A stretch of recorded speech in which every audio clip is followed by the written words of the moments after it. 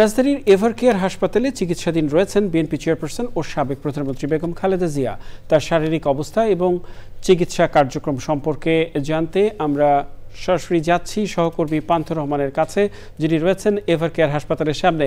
পান্থ, আপনি রয়েছেন এভারকেয়ার হাসপাতালের সামনে। আপনি আমাদের পূর্ববর্তী সংবাদগুলোতে জানাচ্ছিলেন সাবেক প্রধানমন্ত্রী বেগম খালেদা জিয়ার শারীরিক অবস্থা এবং তার বিদেশে যাওয়া প্রসঙ্গে, এবং আপনি জানিয়েছিলেন তার পুত্রবধূ জুবাইদা রহমান হাসপাতালে প্রবেশ করেছেন তাকে দেখবার জন্য বিদেশ থেকে এসে। এই মুহূর্তে আপনার কাছে কি তথ্য রয়েছে?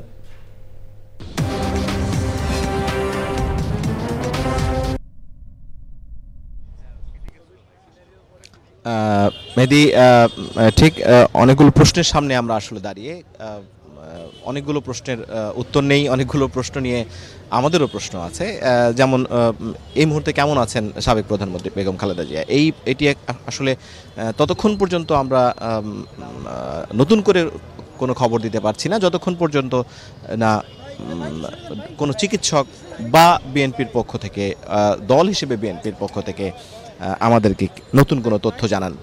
অর্থাৎ আমাদের কাছে যে পুরনো তথ্যটি আছে সেটি হচ্ছে বেগম খালেদা জিয়ার অবস্থা অপরিবর্তিত আছে।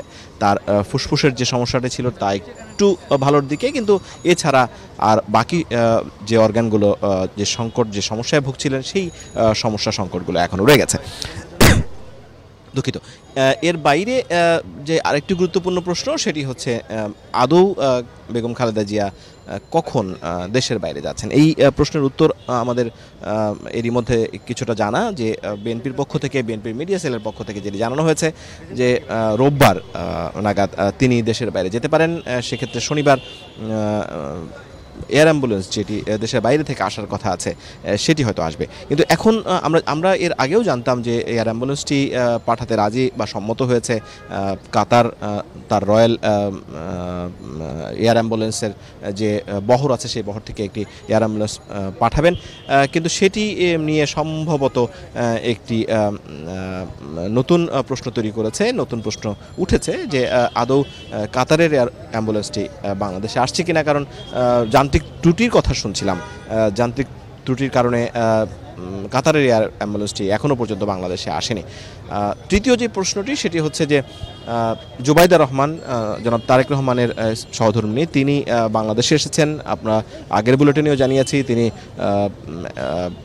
এভারকেয়ার হাসপাতালে ঢুকেছেন প্রায় 2 ঘন্টা হলো, এবং 2 ঘন্টা তিনি ভেতরে আছেন। আলোচনা হয়েছে কিনা, ডাক্তারদের সাথে পরামর্শ শেষ হয়েছে কিনা, এই তথ্যগুলো এখনও অজানা। আমরা আশা করছি, এখনও আশাবাদী যে তিনি যখন বের হবেন এবং তিনি নিশ্চয়ই আমাদের সঙ্গে কথা বলবেন এবং পারিবারিকভাবে যে সিদ্ধান্ত, চিকিৎসকদের কাছ থেকে যে পাওয়া সিদ্ধান্ত, সেই সিদ্ধান্তগুলো আমাদেরকে জানাবেন। আরেকটি বিষয় যেটি এই মুহূর্তে প্রশ্নটি আবার উঠেছে বা উঠছে এখানে, বিশেষ করে গুঞ্জন যদি বলেন, যদিও আমরা গুঞ্জনকে সংবাদ হিসেবে প্রকাশ করছি না, কিন্তু যে কথাটি আলোচনা হচ্ছে সেটি হচ্ছে যে উনি কি এখন কি অবস্থায় আছেন, আদৌ উনি সফর করার মতো, একটা লম্বা সফর করার মতো শারীরিক অবস্থায় আছেন কিনা। এই সব তথ্য বা সব প্রশ্নের উত্তর আসলে আমরা তখনই পেতে পারি যখন কেউ একজন, সে তার চিকিৎসক হোক অথবা দলের দায়িত্বপ্রাপ্ত কেউ, তিনি বা তারা এসে আমাদেরকে এই তথ্যগুলো না জানান। আপাতত এভারকেয়ারের সামনে থেকে এই ছিল আমার কাছে সর্বশেষ তথ্য।